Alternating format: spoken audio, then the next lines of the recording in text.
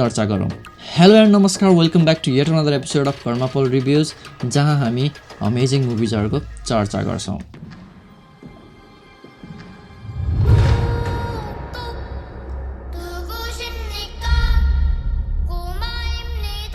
잠시 후 게임을 시작하겠습니다.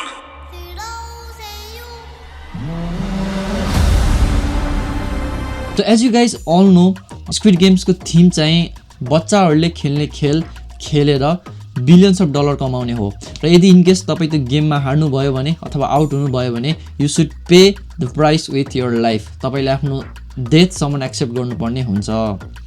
So अब कुरा गरौँ यस सिजन 3 को ट्रेलरको बारेमा। यो ट्रेलरको सुरुवात हुन्छ हाम्रो आइकनिक रेड डलको सिनबाट, जो हेर्दाखेरि एकदमै थ्रिलिङ हुन्छ। The one thing that is very important in Squid Game is you cannot trust anyone.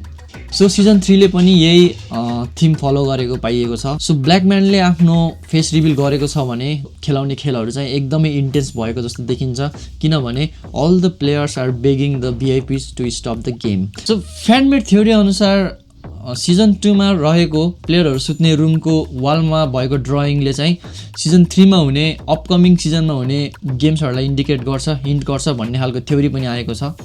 So गिहुन यस सिरिजको मेन क्यारेक्टरको रिभेन्जमा अझै आगो थपिएको छ, किनभने as you guys all know season 2 मा उसको साथीलाई भिआइपिजहरूले मारेको थियो।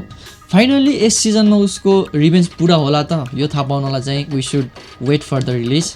सो सिजन 2 मा सबै क्यारेक्टरहरूको ब्याक स्टोरी र स्टोरी डेभलपमेन्ट, क्यारेक्टर डेभलपमेन्ट चाहिँ एकदमै फ्ललेस र एकदमै पावरफुल रहेको थियो।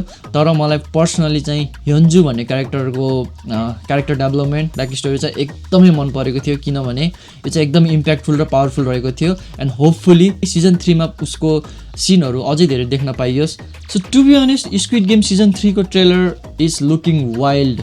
भिजुअल्सको त कुरै नगरौँ, it's looking next level. So story line पनि एकदमै मिस्टेरियस र इन्ट्रेस्टिङ देखिएको छ। सो यो सिजनमा खेल मात्र नभएर पोलिटिक्स, साइकोलोजीहरू पनि सबै मिक्स भएको जस्तो देखिन्छ। सो यस सिरिजको मेन क्यारेक्टर गिहुन हिरो नै हो त कि भिलेन हो? सो भिआइपीहरूको रियालिटी चाहिँ के हो? गेम कुन लेभलसम्म जानेछ, कुन इन्टेन्सिटीसम्म